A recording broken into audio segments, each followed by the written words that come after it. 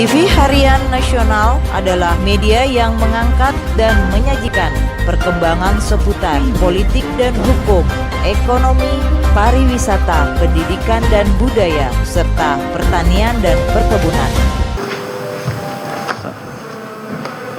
Saksi Wahyu. Saksi Wahyu. Saksi Firza Yoga Pratama. Saksi Muhtadi. Saksi Galih. Ini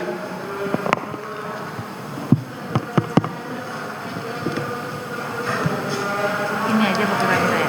Yang lain nggak kayak? Ada keberatan. Hah? Keberatan. Oh, ada keberatan.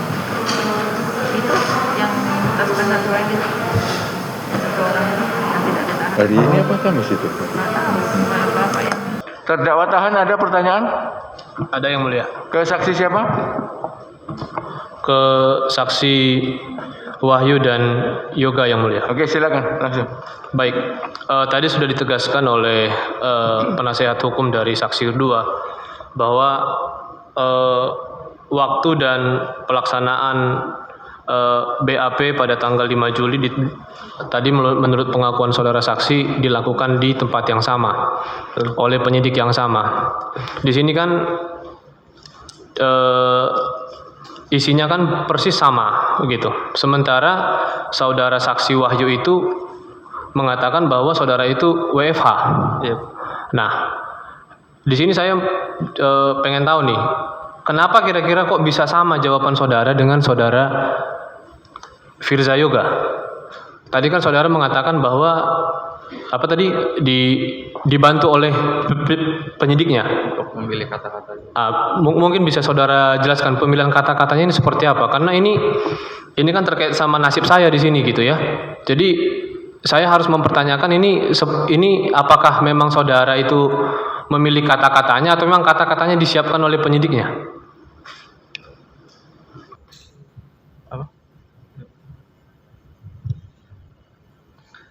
Bisa saya jelaskan yang mulia? Jadi pada waktu itu kami ditanya oleh ya.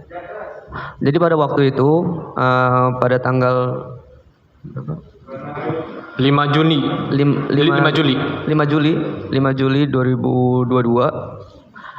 saya dan Mas Wahyu dipanggil oleh penyidik yang sama. Dan pada saat pemanggilan itu memang untuk saya pribadi saya tidak menerima surat pemanggilan tersebut. Oh, jadi saudara saksi tidak menerima surat panggilan? Tidak. Oke. Nah, pada waktu kami diperiksa berdua, kami ditanya pertanyaan yang sama.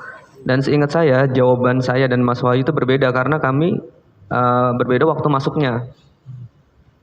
Dan pada saat itu karena mungkin kesalahan dari kami pada saat itu takut untuk membenarkan jawaban dari penyidik. Jadi kami ya udah, iya, seperti itu aja. Nah, jadi kami paraf dan tanda tangan saja agar kami hanya ingin cepat selesai dilakukan penyelidikan agar bisa pulang. Berarti jawaban saudara berdua ini di copy paste sama ininya, makanya bisa sama gitu. Kemungkinan bisa di copy paste atau persepsi saya, menurut saya mungkin jawaban saya dan jawaban Mas Wahyu hanya digabung jadi satu saja.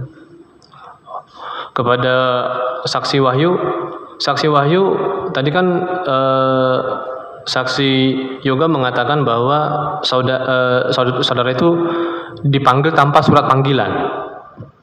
Kalau saudara Wahyu gimana?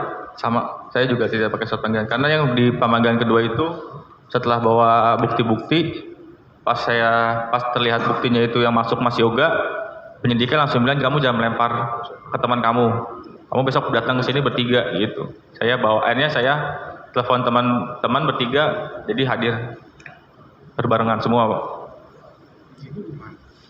Nah, terus terkait sama tadi yang disampaikan oleh Yang Mulia tadi terkait sama pernyataan saudara mengatakan bahwa saya pernah mengetik surat penjelasan seperti yang Anda sampaikan di BAP. apakah betul saya pernah mengetikkan surat penjelasan Tidak. di ruangan Sekretaris Dirjen di tanggal 26? Tanggal 26 tidak. Karena saya WFH tanggal 26 itu. Tanggal 26 itu WFA. Iya. Berarti tadi pernyataan saudara yang menyatakan bahwa saudara pernah melihat saya mengetik di salah satu komputer Sekretaris Dirjen itu bukan tanggal 26. Lupa juga tuh tanggal berapanya. 2020. Pada tahun 2020. Iya. Baik yang mulia. Jadi pada tahun 2020 saudara pernah melihat saya mengetik di ruang Sekretaris Dirjen. Iya, untuk tanggalnya tidak pas. Terkait sama mengetik apanya, saudara menyampaikan ke penyidik apa? Saya berulang kali bilang bahan rapat. Bahan rapat. Bahan rapat. Oh, oke. Baik. Surat penjelasan. Betul. Baik. Maksudnya waktu pas yang saudara ketik bahan rapat atau surat penjelasan? Yang saya ucapkan itu bahan rapat dan untuk dia juga menegaskan untuk itu surat penjelasan, saya bilang bukan surat penjelasan, bahan rapat, saya bilang gitu. Saudara mengatakan itu bahan rapat, Iya. bukan surat penjelasan. Bukan surat penjelasan. Apakah pernyataan ini merupakan bagian daripada penyidik dalam membantu saudara memilih kata-kata tadi? Kalau itu kan maunya saudara kan bahan rapat nih. Saudara kan bilang bahan rapat. Tetapi pada kenyataannya di BAP saudara berbunyi surat penjelasan. Ini kata-kata saudara atau kata-kata penyidik? itu sih penyidiknya yang menegaskan tetap bilang surat penjelasan sih Pak. Berarti Rapat, iya. penyidik yang menjelaskan bahwa itu itu adalah surat penjelasan. Ya, karena penyidiknya bilang itu pernah tidak di tahun 2020 itu. Saya bilang pernah. Tidak spesifik tanggal 26 Iya. Mei itu ya? Iya, dan saya tidak terfokus pas dilihat ditunjukkan surat 6 itu, saya nggak fokus ke situ. Karena beliau cuma bilang di tahun 2020 Mei pernah tidak melihat, gitu aja.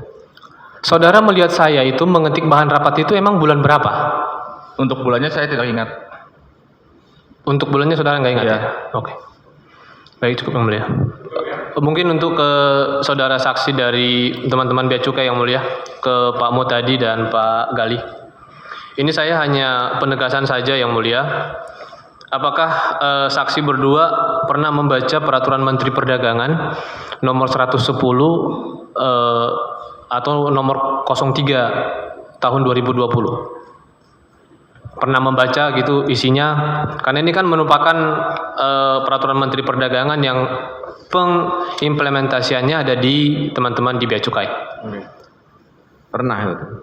Baik, kalau Pak Saksi menyatakan pernah, tadi saudara saksi mengatakan surat penjelasan ini adalah dokumen pelengkap pabean.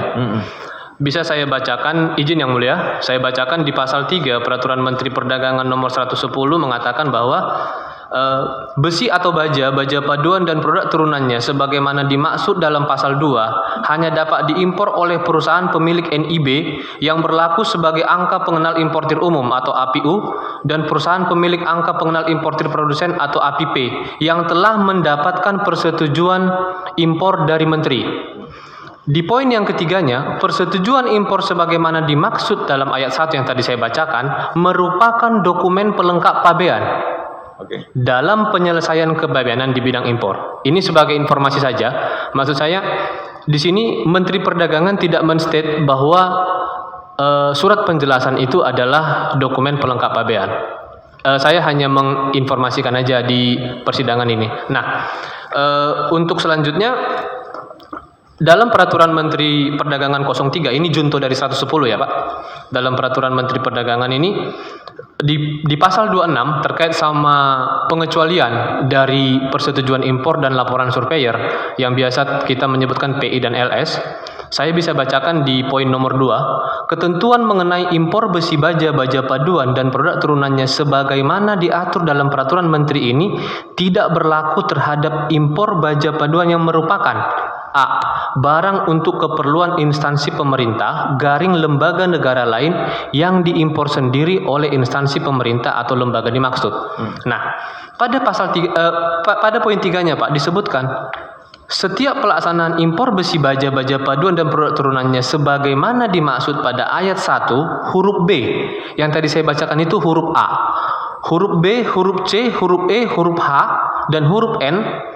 Dan pasal 2, huruf B dan huruf C dan huruf D harus mendapatkan surat penjelasan dari Dirjen Daglu. Berarti terhadap poin A tadi, barang untuk keperluan instansi pemerintah tidak mengisyaratkan adanya surat penjelasan. Oleh sebab itu, makanya Direktorat Jenderal Perdagangan Luar Negeri mengeluarkan surat itu tidak terhubung dengan sistem. Karena memang ini hanya surat biasa dan tidak diperlukan adanya surat penjelasan dari Dirjen Daglu. Demikian Yang Mulia. Ini hanya penegasan saja Yang Mulia. Ya, menurut peraturan Menteri Perdagangannya seperti itu Yang Mulia.